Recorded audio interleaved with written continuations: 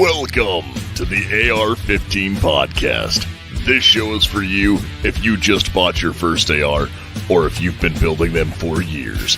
There is something we can all do to take our black rifles to the next level. My name is Nick Dooley, and I am joined, as always, by my co-host, Garth Hofer. How we doing tonight, guys? Oh, we are just finer than frogs here. Fair enough. Sounds like plan. I don't know. I don't know. I've never frogs say that's weird. That's a new one to me. I don't know what to say to that. You're like, I don't even know what to do with my hands right now. No, I don't. I don't know what to do with my hands after that comment. So. Yeah, I know. So well, yeah. those things will happen. So Garth, I know that our listeners are realizing, like, hey, these guys missed a show. We totally missed the show. We did. We're sorry that we missed last week. We were slightly occupied. We were busy, and we were busy today. Actually, I can't forget the show until like 7 o'clock. I was like, oh, I gotta get to town. So I hustled and got here, and I'm glad. Yes, you are going to need more whiskey. Yes. Yes, indeed. No, so we have had, at least I have had kind of a whirlwind last 2 weeks of traveling, and like, I don't think there's been a day I haven't done something gun related. This week I made an attempt, actually. I mean, well, obviously you and I both did something gun related, but this week after I got home, I made it my focus to start doing gun things again. Went to the range a few times. Actually revamped my shooting range at the farm, both rifle and pistol. Moved a lot of targets around. I now have 35 targets ranging from 10 to 60 yards on my pistol range, which is a lot of fun. I've shot it with just pistol so far. I have not taken my PCC to the farm. I need to do that tomorrow because we have a match coming up on Sunday, and I'm pretty stoked about that. I will post it on our Instagram and Facebook page, what I all did. There is a lot going on. And then my rifle range, I put everything in a diagonal line from 25 yards out to 350 yards. And so that's, I need a couple more IPSC targets, steel, those Caldwell ones, and some more Atlas single post target hangers. Right now, Brad doesn't have any listed on his website. He's out of stock, so I'm waiting for those to come back into play. So once those do, then I'll be ready to rock on both rifle and pistol. But yeah, after this last weekend, I've decided that I need to practice a lot more on my short game. And yeah. Yeah, so what we did this last weekend is so Royce asked if any particular topic. We're going to talk. We have two topics tonight. One, we're going to talk and do a recap of the Zombies in the Heartland 3-gun that we shot last weekend. That was both of ours first, like, major, / pro 3-gun. It was cool to shoot the same event that Jerry Michalik was. Very, very cool. I actually didn't even know Jerry was going to be there because I didn't look at the vast majority of shooters there. I just know we had 295 shooters. And I went into it thinking, oh, it's just going to be something like, it's in Nebraska, so it's going to be something like similar to what we do in South Dakota. I was wrong about that on so many levels. So props to those guys down in Grand Island for putting on one hell of a program for us to shoot at. And yeah, there was a lot of big name shooters there. I just really knew who they were other than Jerry. We saw him at Awards Day, and that was neat to be shooting at an event that Jerry was shooting at. So it really dove us into the world of actual 3-gunning and made me hungry for more. And I can't wait to go back next year, but I want to start looking around our area, and seeing what we can go to because I know they have those events. You just got to go look for Yep, I shot a couple last year. I know that you shot one semi-local event last year as well, the Cops and Robbers. Seems like I can never do that. them. No, I did not get to shoot cops Oh, and that was robbers. did a classifier with PCC. Oh yeah, Like, down in Canton. yep. Yeah, I did that one, but I did not get to do the cops and robbers one, which I was a little bummed. Oh, excuse me, sorry, thought I had that muted. My bad.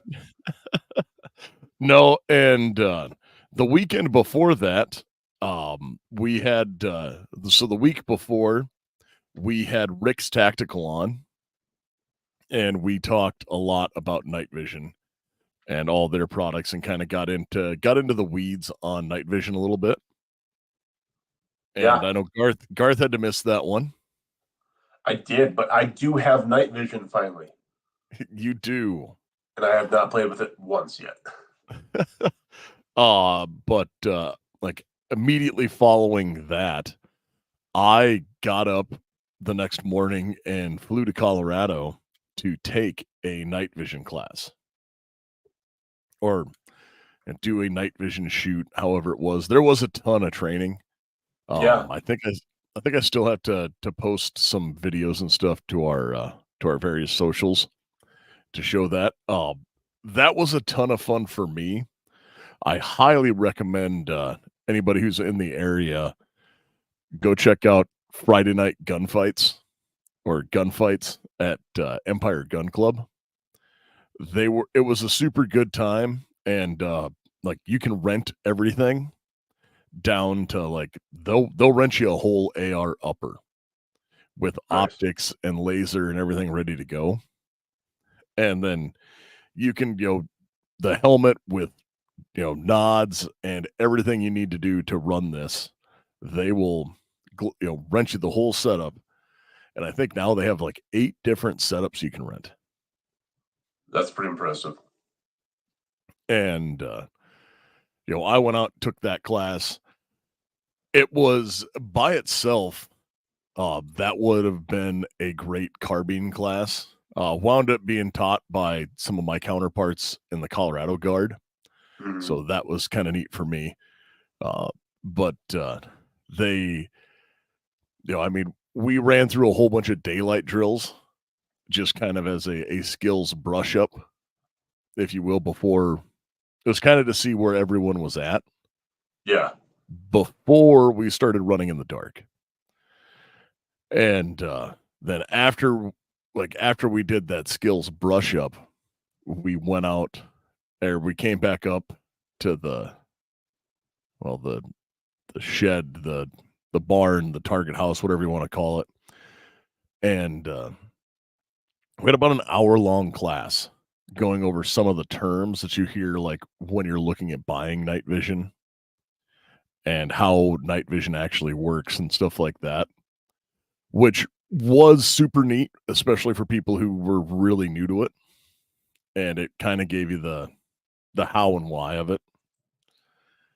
And then we ate supper and kind of hung out for a little bit till it got good and dark.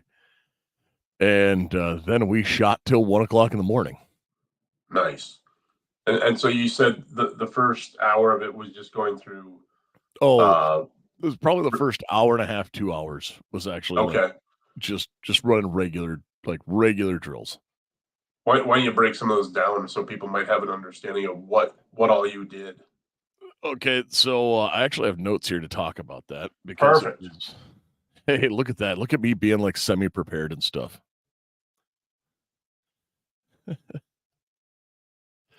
Uh, Royce says he just got a 2011 9mm and his first suppressor in the past 3 weeks.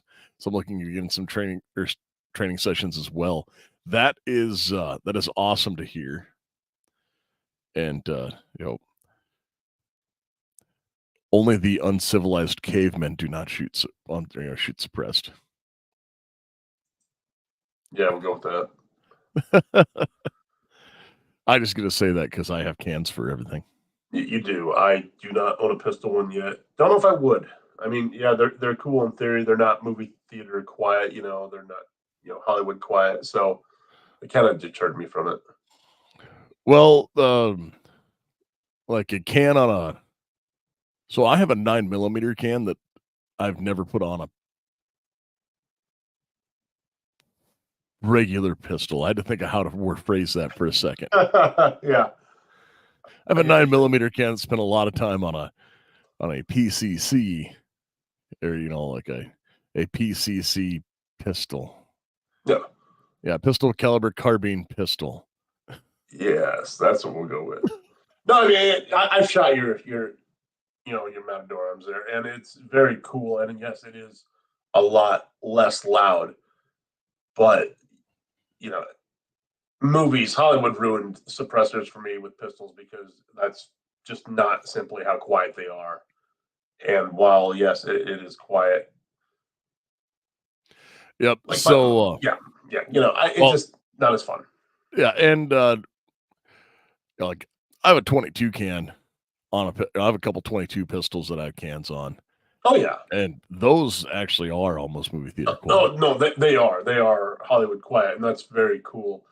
But suppressors, I think, just belong on rifles. I mean, not saying Everything they should have don't. it. Everything should be suppressed. Well, yes, but it's just harder to carry it in a holster when it's suppressed. That is a fact. Does So make it a pain. So drills we were running there, like we just did a bunch of standard ready ups. So ready up is like you're standing there in position and you have your target and you pull up, get your sight picture, and either pull the trigger or don't. And it's just on command, you pull up and get in position. And you can do it for dry fire.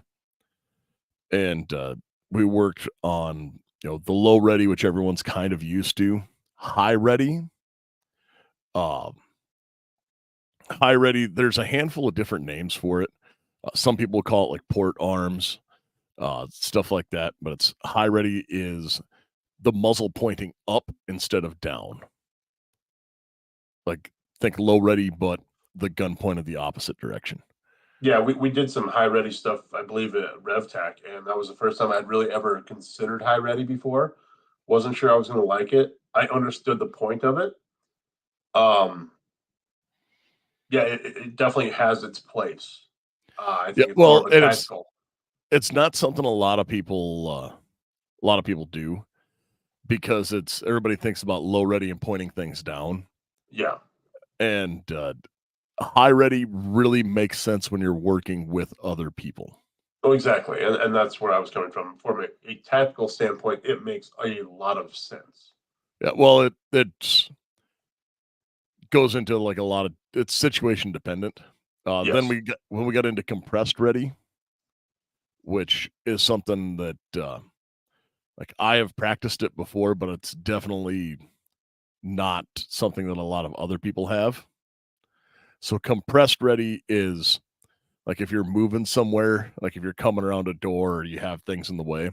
So you're at like your low ready or high ready and you bring back and pretty much you touch your optic to your Adam's apple and bring it back over the top of your shoulder so you can move and make everything just a little bit shorter. And I get just that. That makes sense. and then patrol, which is you're not actively ready, like you have your rifle slung sitting in front of you. It might be, it's safe and hang, whatever. It's you still have control of it, but the weight of the rifle is more resting on the sling than resting on your hands. Mm, And then, just like, okay, up and engage the target from those positions. So you kind of got used to what you were faster at, what worked better for you. Then we got into some movement drills. They're doing an L-shaped drill where you shot, there was three steel targets up, and we walked forward to it, placing 2 rounds on each of them. And then when we hit a barrel, we rotated 90 degrees, and again 2 shots on each one while we were moving. And that was a super solid drill just because people aren't used to moving and shooting at the same time. Yeah, no, that's for dang sure. Like that's one where I'm sure when we get into to talking about the match here in a little bit, Garth will comment on moving and shooting at the same time is looks really easy in John Wick. It's super easy in John Wick, super hard in real life. So we did that, and then I call what I call 1R1s, and that is where you'll have like a magazine with one round loaded in it, and you'll have a spare magazine, or you can even do it with two magazines and one of them's empty, depending upon how many of these you're going to do. But ostensibly, you start with a loaded gun and an empty magazine in it, and you pull up, fire, conduct your emergency reload, and then keep going because oh no, like I am at bolt stopped or slide lock on a pistol, however you want to say it. Yep. It's I'm out of gas. I need to add more to this. Well, I And mean, it's great that people think of those things because how many times? I mean, every guy out there who owns a gun has thought of scenarios where they might be the hero someday, and they think they're going to do it in what 3 shots, 5 shots. Especially those guys that own 45 ACP, they think they can do it in one shot and be good for the rest of their life. But they don't take into consideration that if you actually find yourself in a self-defense situation, you might have to reload, and you might want to practice those things. So, yeah, having your slide lock back and then going for your second magazine and doing a tactical reload and then continuing to fire, it practice engaging steel or paper targets is a fantastic thing. I think enough people do it. And Dirt Racer asked, is it moving or shooting that's the problem? Both. Yeah, the answer to that is yes. Yes. But no, when we got into that, we actually worked on two different types of that 1R1. One retention or retention where you retain the mag and put it like in a dump pouch, and then just non-retention where you dump that or you drop the mag out and all you're worried about is getting gas in the gun. And that's okay. Yep, you do that and you coming in and out.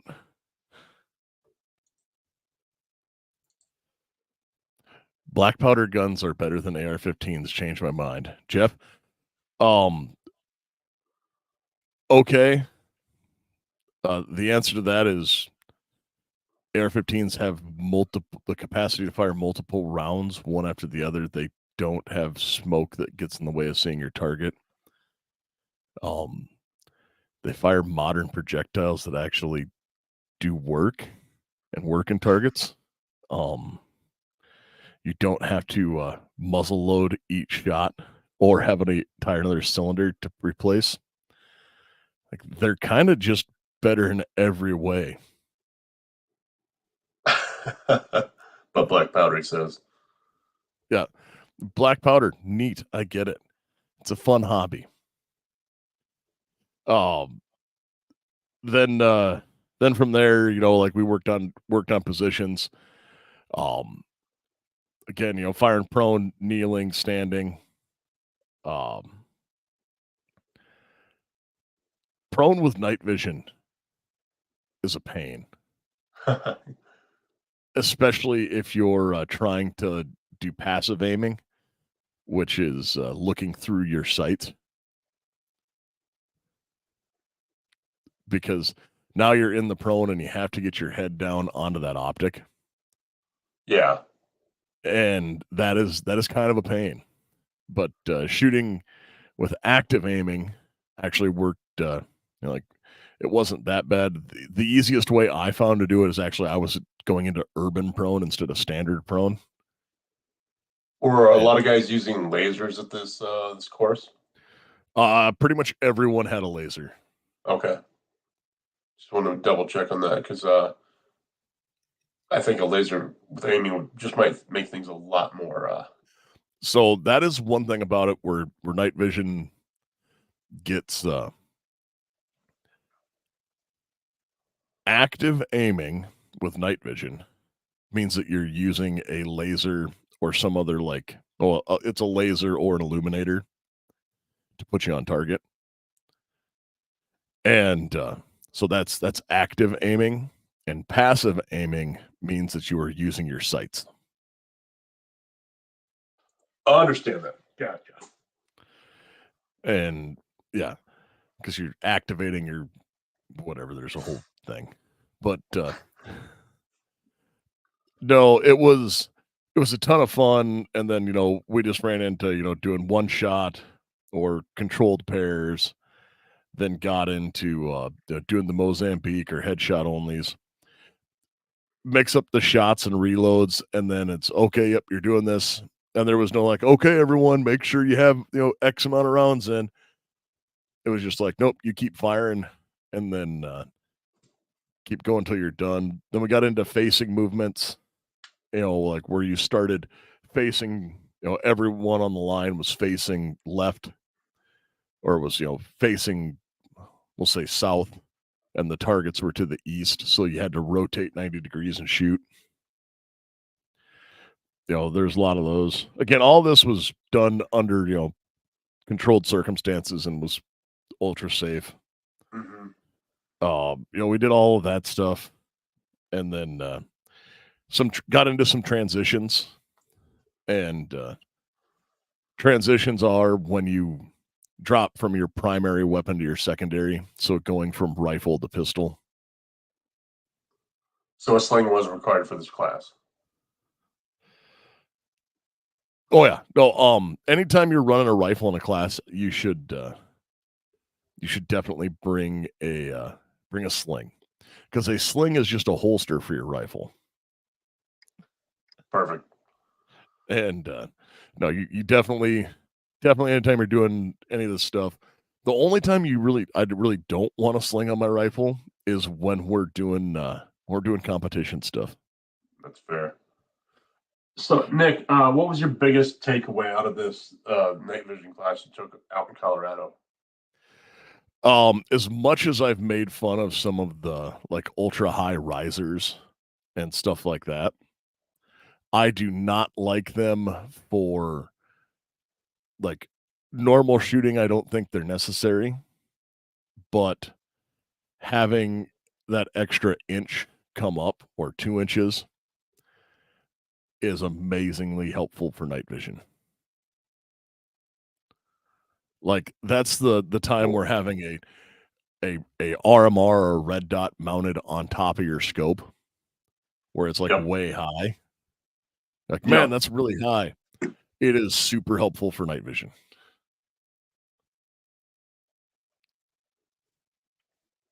No, I dig it. That's one thing I've been looking into more and more is secondary optics on my prisms. And actually, as I hold my Swamp Fox in my hand right now, I don't think I'm actually able to do that on this guy here, but my Saber does have one. So things to add in the future. Yeah. Those are just some things where it's like, oh, you can have that, or to change the mount to raise it up higher. There's a lot of guys running like the Unity mounts and things like that went up, just bumped it up higher into the air. Yeah. And that's purely to, okay, nope, this just made it easier for me to see out of. And knowing that now, I probably will be ordering that for at least one gun. Which gun would be putting that on? Well, I'm not sure. Like that's where I come back to. I kind of have one dolled up for night vision.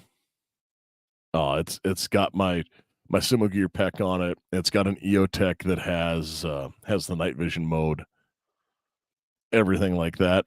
Getting a Unity riser for that EOTech would be probably the safest and easiest bet. Nice. Cool. And then I'd have to do the same thing and get the Unity riser for the magnifier I have behind it. Which, speaking of magnifiers, I made a huge change to my personal gear when we shot this zombie match.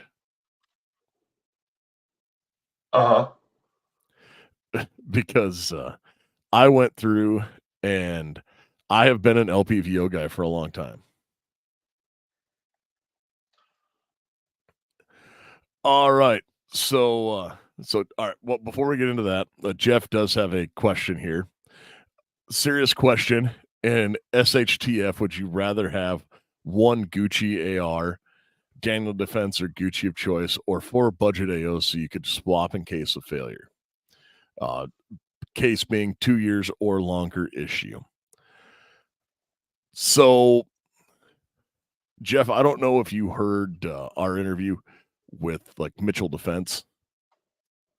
Having one rifle that has like a one high quality rifle that is not going to break, that you can depend on no matter what, is what I think would be the thing to have.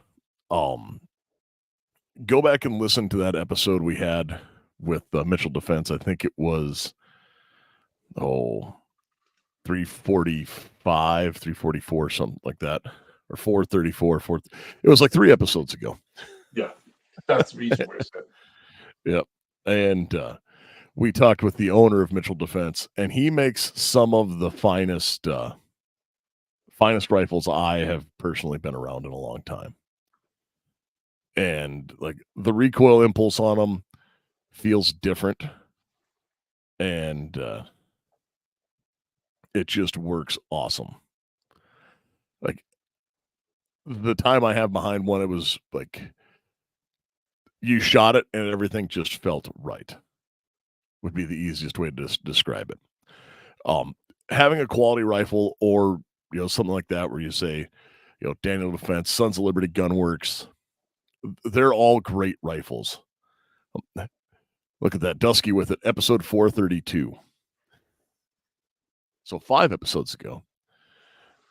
And I have built rifles with the same quality of parts, and they do feel different than like running a cheap PSA gun.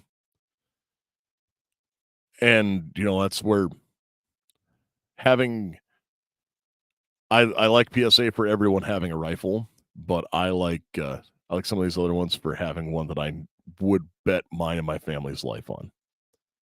That's what it kind of comes down to, is my opinions on the SHTF. If you are willing to bet you and your family's life on it every time, then yeah, carry it. Yeah, absolutely, go for it. But in that same scenario, if you are doing 4 budget ARs, you've already put it in the back of your mind that they are going to fail. So why would you put yourself in that scenario? So, and yeah, thanks for the question. I'm with Nick. I mean, I'm gonna put my trust and my money into something that's a little bit higher quality than just a budget AR. So, yeah.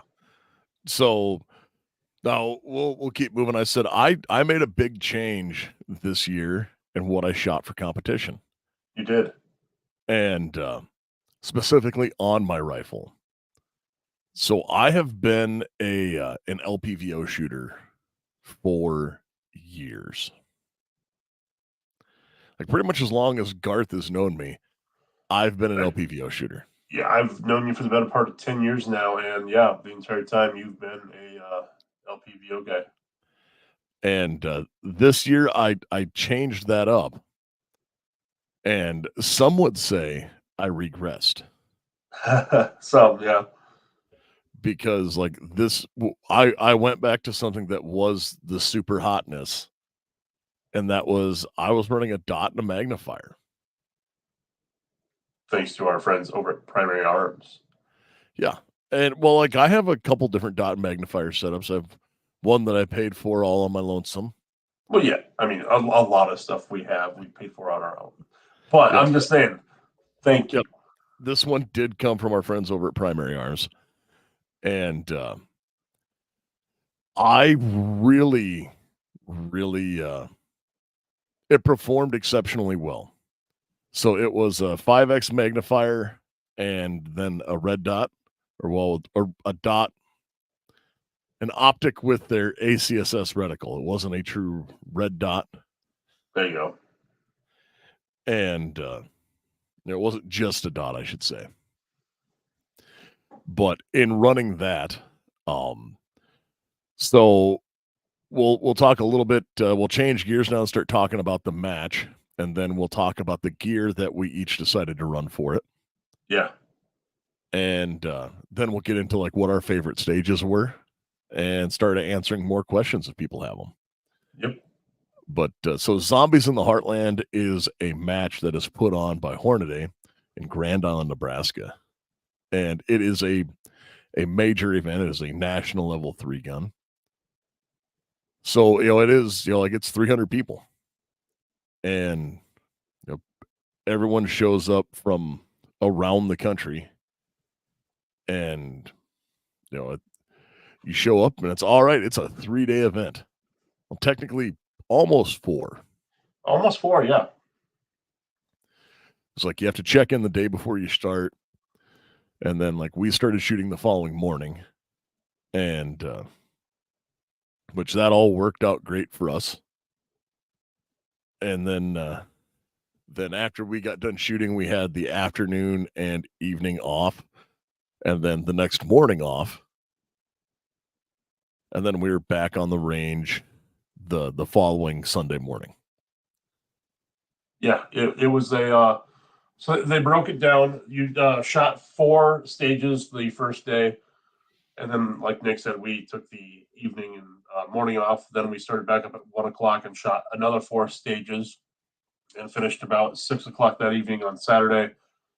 And then we were back to the range on Sunday morning, just from our placement of our squad, and finished it out with 2 stages for a total of 10 stages. We had roughly 15 or so people per squad. Man, it was a lot of fun. The weather was insane. We had 80-degree weather, we had downpouring, and we had lightning delays. And we shot in the rain. That made stages a little difficult at times. Like I said, we had lightning delays for a couple times, so we had to wait out some lightning strikes and stuff that were fairly close to us. And it really was a weekend where the elements played a huge factor in shooting, and it was real life scenarios kind of thing. Like you don't get to pick when you need to use your weapon. You don't get the nice sunny days at 80 degrees, or 60 degrees when the wind is slightly blowing and stuff. So it was a true testament to put people through the paces, and it was a lot of fun in my eyes for that.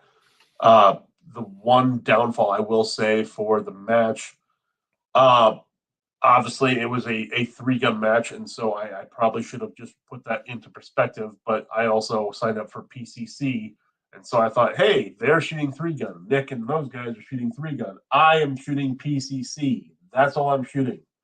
And we took another buddy of ours along, and his shotgun was acting up, and so Nick goes, "Hey, why do you bring your shotgun just in case he needs it?" I said, "Okay, I can absolutely do that."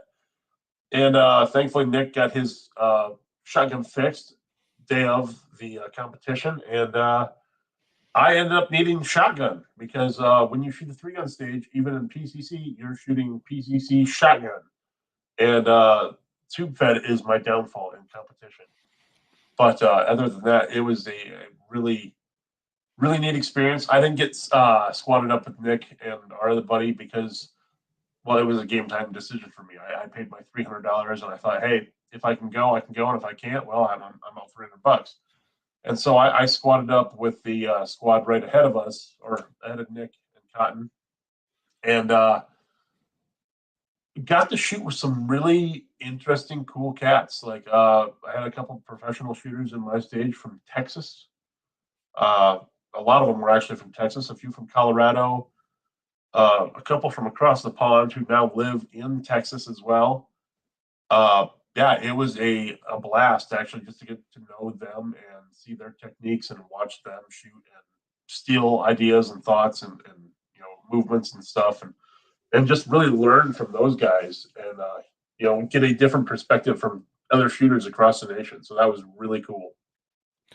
Yep. So again, Garth shot PCC, and this is the time where I'm going to do my public. Well, I've said, you know how you get good at shotgun. Yeah, And shoot shotgun. Garth never wants to listen to this. He's like, no, I don't want to learn that. And I go, well, okay, because then I get asked the question of, how did you get good at loading a shotgun? And I said, well, I took the, end of my magazine tube off my shotgun, and I sat in my living room downstairs and watched TV and loaded shotguns till my thumbs bled. Yeah, and that's all fine and dandy, but box fed is about where I'm headed. So, Yep, it's definitely. Then the only reason for that is box fed wasn't really an option when I started in 3-gun. no, and I totally get it. Like, it's a new concept, and a lot of guys are shooting it Well, now. it wasn't really new. There were a couple of them. It was just they weren't what we call reliable. Well, okay, that's a better. Yeah, they weren't reliable, and now there's a whole plethora of box feds out there. Yes, and some of them are reliable. Yeah, some are, some are not. And it's when we were running through a bunch of that stuff, I was all right. Yep. When I got into 3-gun, that's what I did. So I have a dedicated 3-gun shotgun, and I just forced myself to learn stuff, and that was actually the reason why I started shooting LPVOs instead of a red dot with a magnifier. Was I've actually been trying to get down and shoot the match we just shot for 10 years. Mm-hmm. And I never was because I always had guards. Yeah. And it's like finally I had an opportunity to. So went down and shot it, but they changed the rules this year to allow the flip over magnifier instead of that. So Garth, we talked a little bit about it. Why don't you say what equipment you ran? Okay. So yeah, for the first day, I took my SIG MPX and ran that in my PCC division. I took my JM Pro 930 tube fed shotgun, 9+1 capacity, and those were the guns I ran because it was just a 2-gun competition for me. However, because I did things and didn't think about doing those things, I really screwed up my SIG MPX that evening, and so I had to switch to my backup the following Saturday and Sunday, which was okay for me because it took a Glock style. Well, it took a Glock 33 round magazine, and so I was super stoked about that.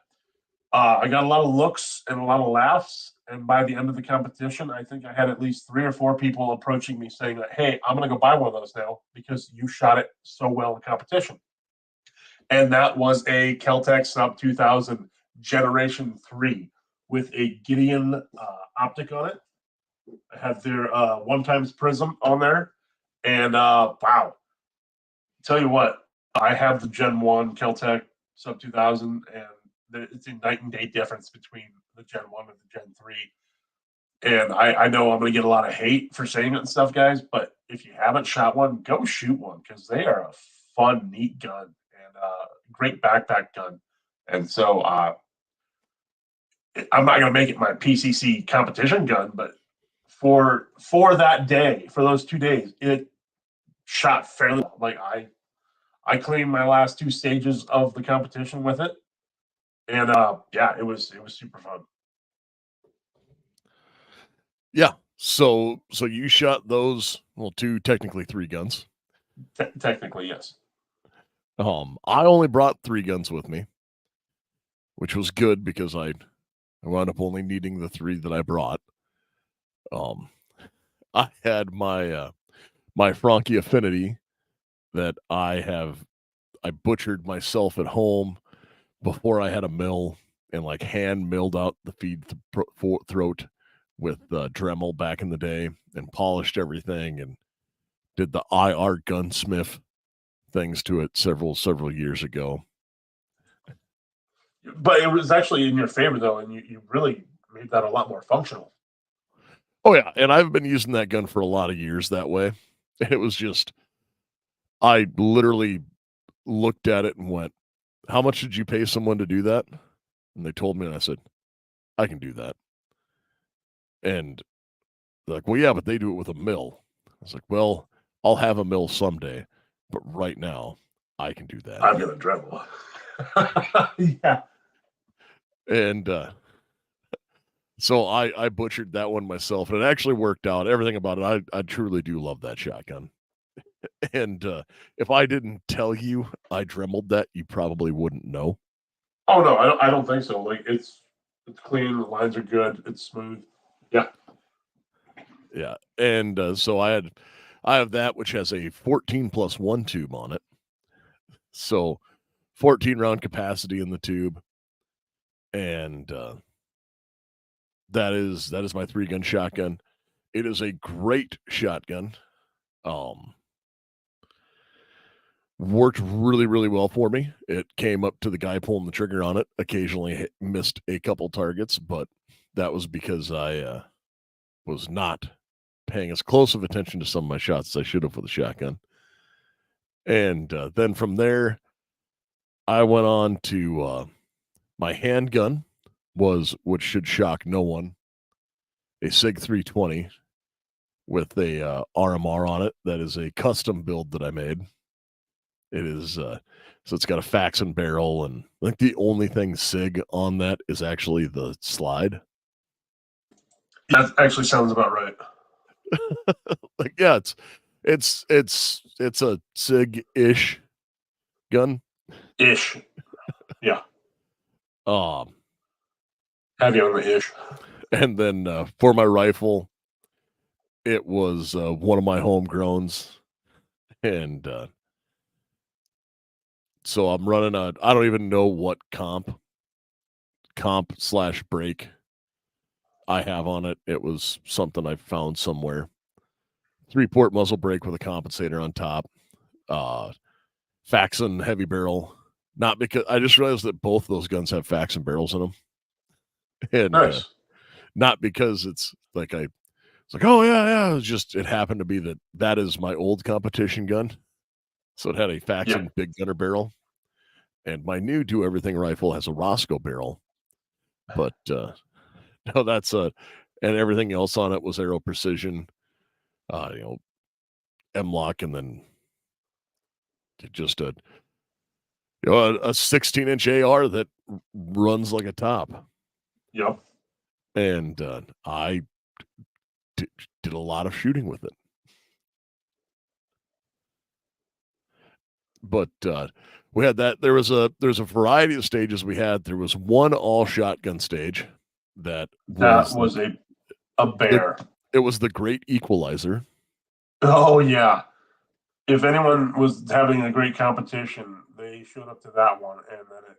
And honest, to be fair,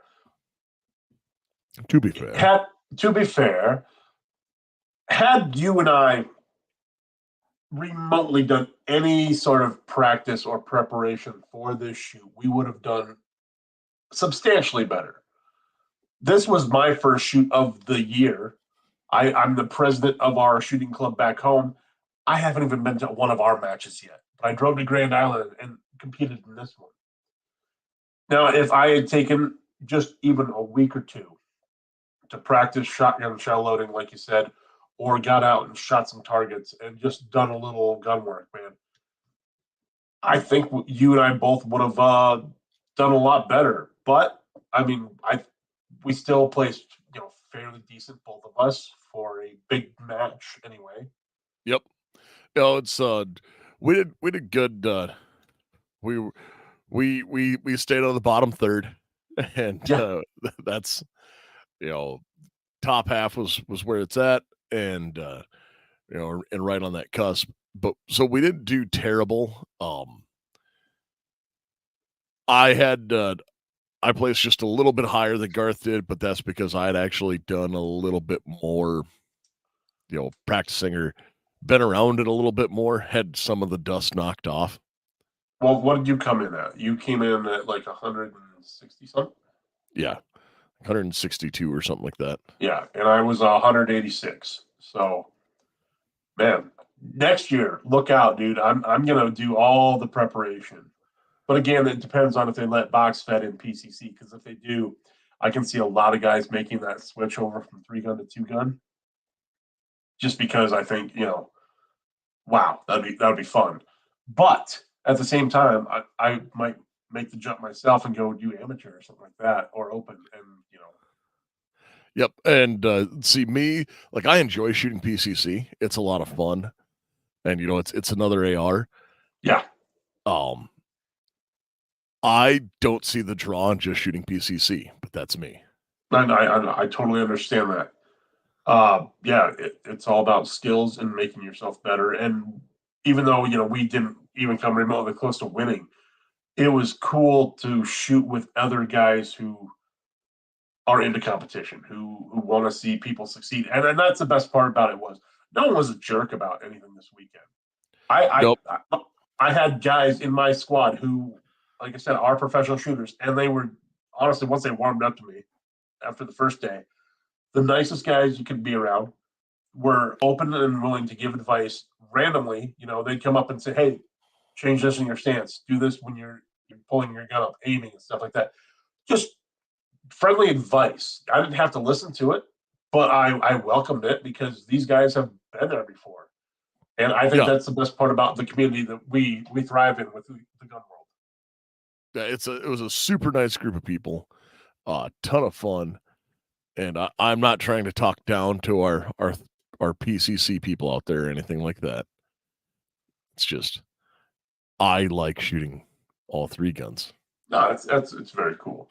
But yeah, like Nick said earlier, they had an equalizer stage in shotgun, and it didn't matter if you were first or last. That stage could make or break a guy, and it did.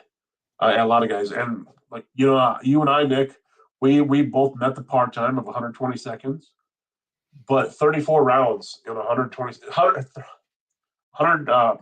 34 hit targets in 120 seconds is a lot. Yeah, that's 2 minutes. You're going at a good clip with a 12 gauge. Yeah. And the probably the best thing about moving to one of those box fed shotguns is that the box fed shotguns are way easier to take VZ grips. The unique features of VZ grips is they're machined from a solid block of G10, and G10 is great because it's durable and doesn't get slippery when covered with mud, blood, or sweat. The 17-degree grip angle and wide variety of textures from mild to extreme, as well as color options of shorty versions are available.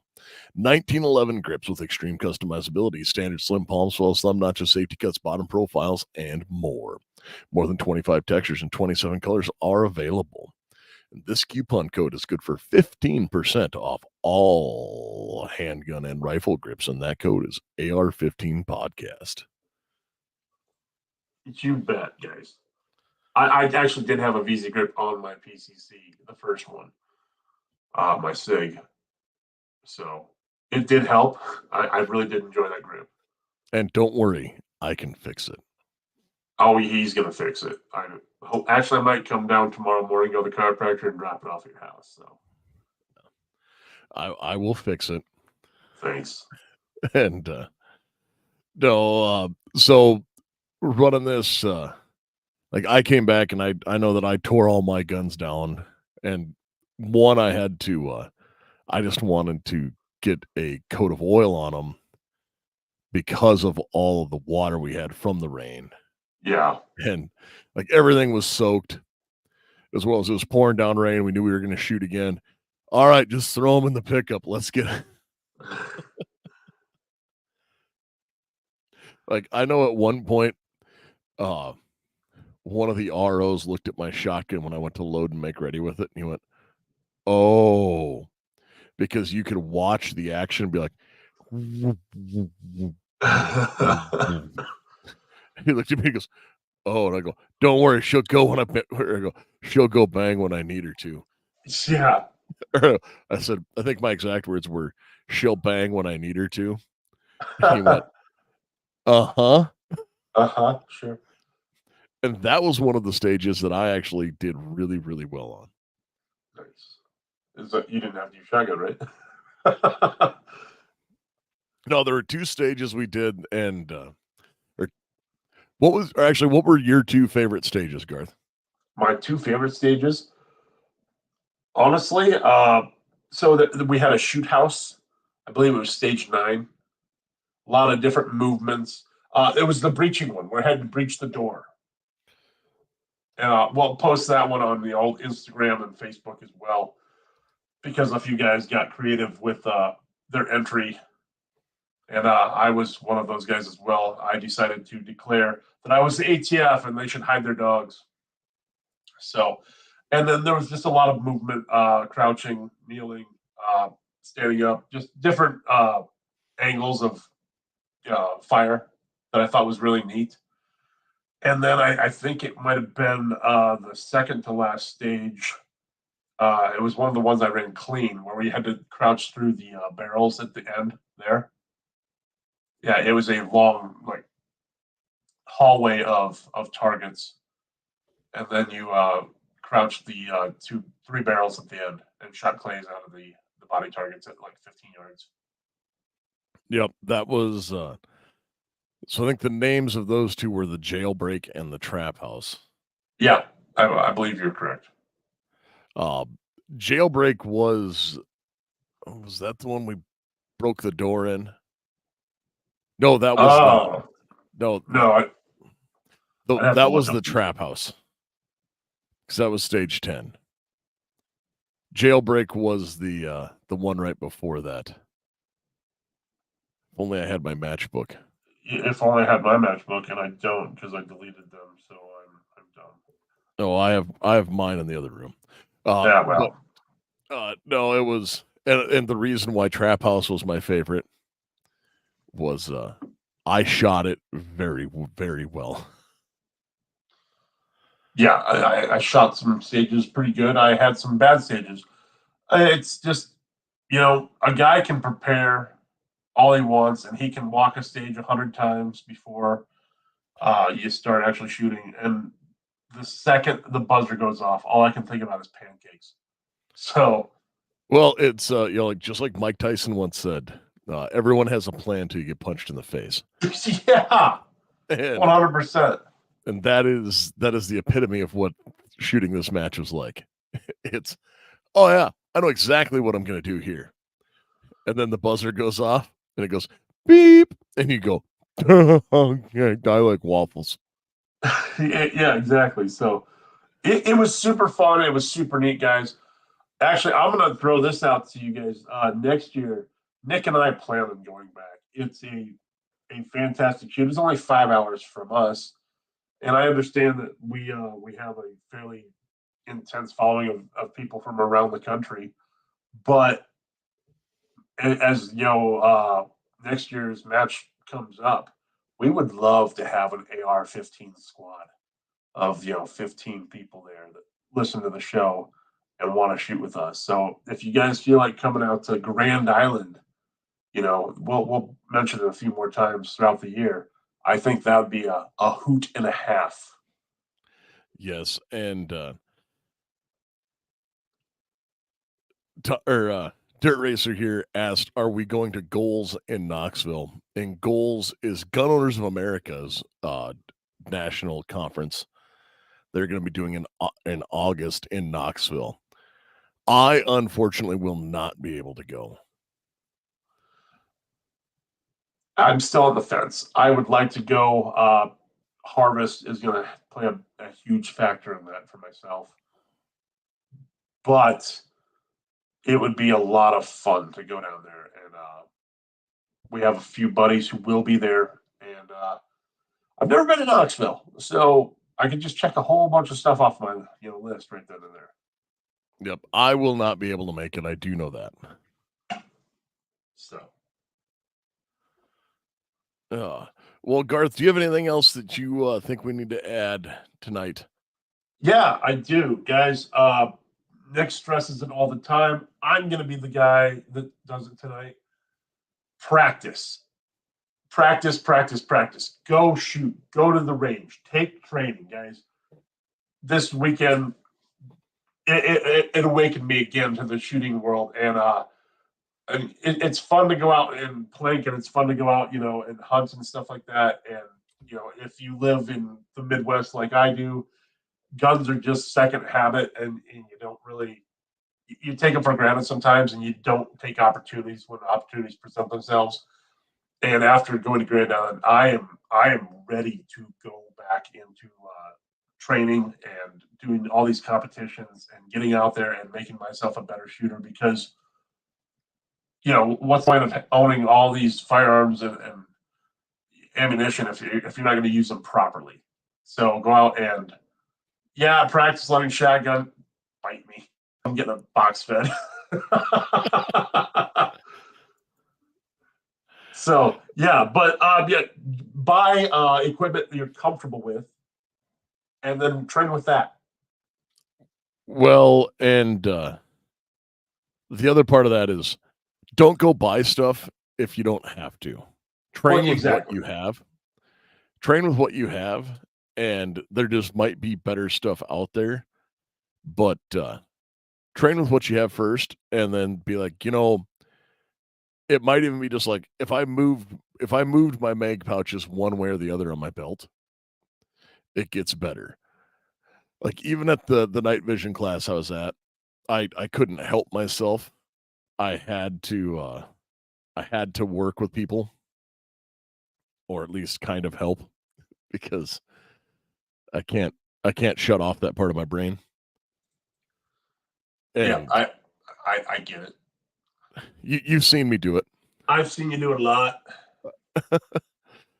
But there was a guy he's like, yeah, this is my first like real time out shooting a rifle. It's like, I took a rifle class, but it was more like, okay, how to do this. And he had a chest rig on, and then some mags on his belt, and he was fumbling with flaps on his chest rig trying to pull mags out, and was left-handed, and everything was set up for a right-handed guy.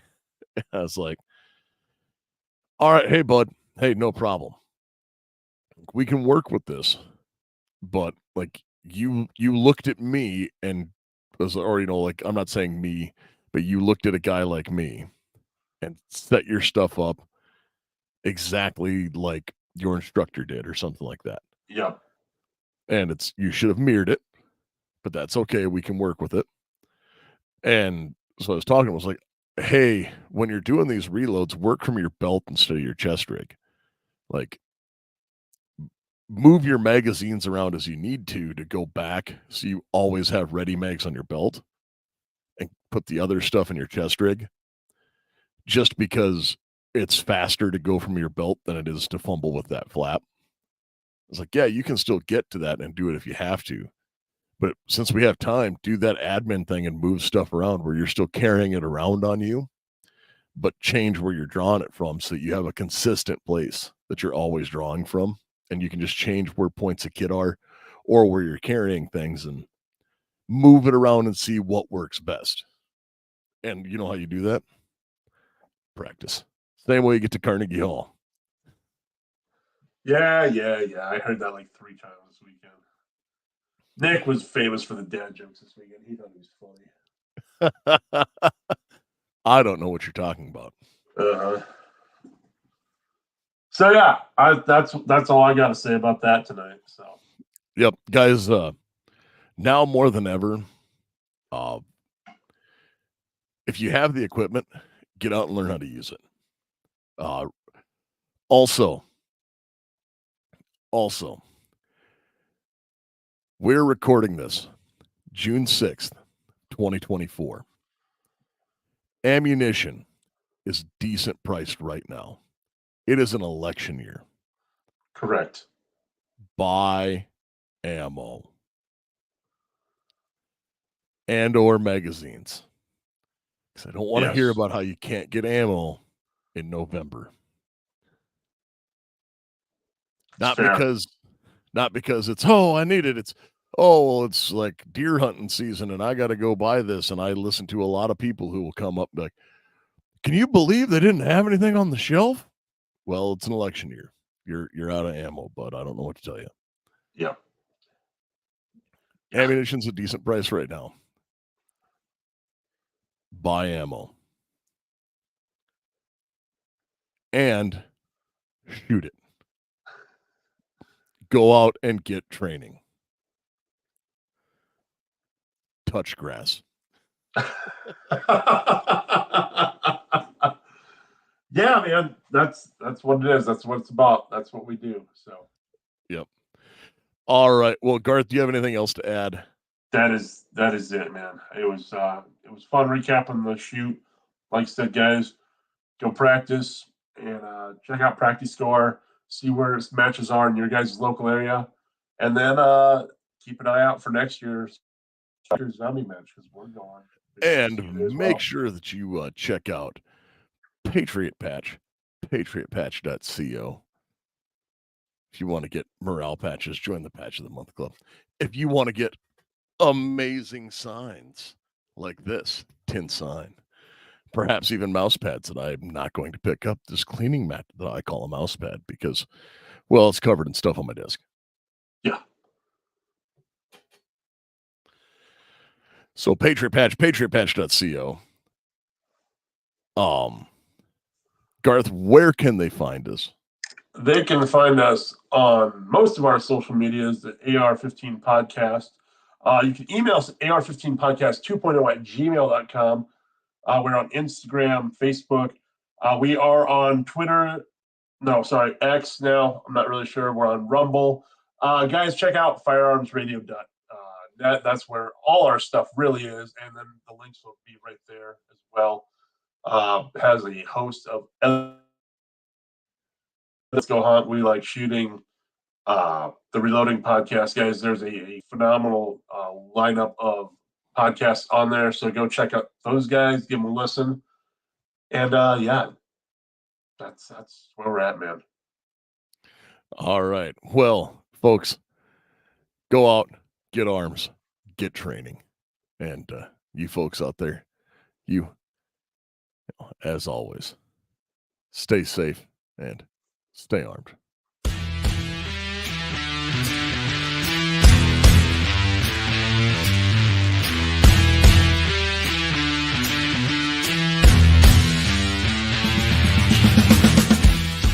Support the people who support the show. Primary Arms, VZ Grips, 4patriots.com, and Patriot Patch Company. Be sure to check us out on social media. AR-15 Podcast 2.0 on Instagram. AR-15 Podcast 2.0 on YouTube. AR-15 Podcast 2 on Twitter. AR-15 Podcast on Facebook and wherever podcasts are found. If you just want to drop us a line, let us know how we're doing, or give us a show idea. Make sure to send that email to AR-15podcast 2.0 at gmail.com.